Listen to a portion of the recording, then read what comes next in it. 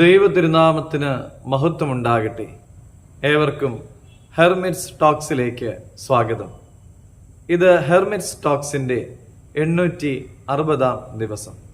ഇന്നത്തെ പ്രഭാത ചിന്ത ഗലാത്യർ 5-16 തിരുവചനമാണ്. ആത്മാവിനെ അനുസരിച്ച് നടപ്പിൻ, എന്നാൽ നിങ്ങൾ ജഡത്തിന്റെ പ്രവൃത്തി നിവർത്തിക്കുകയില്ല എന്ന് ഞാൻ പറയുന്നു. പുതുമഴ പെയ്തു കഴിയുമ്പോൾ കളകൾ നമ്മുടെ വീട്ടുമുറ്റത്ത് ആർത്തലച്ച് വളരാറുണ്ട്.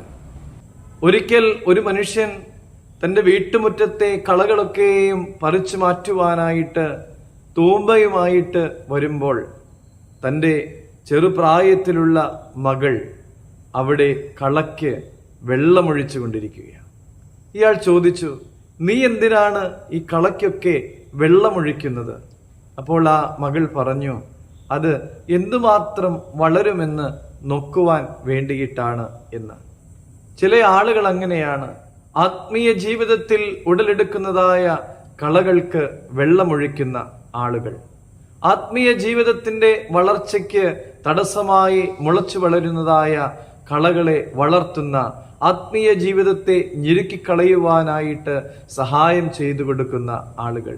ഗലാത്യർ 5-13 മുതലുള്ളതായ തിരുവചന ഭാഗങ്ങളിൽ ജഡത്തിനനുസരിച്ചുള്ള ജീവിതത്തെക്കുറിച്ചും ആത്മാവിനനുസരിച്ചുള്ള ജീവിതത്തെക്കുറിച്ചും പരാമർശിക്കുന്നുണ്ട്. നമ്മുടെ ആത്മീയ ജീവിതത്തിൽ കളകൾ ഉണ്ടാകുന്നുണ്ടോ എന്ന് പരിശോധിക്കണം.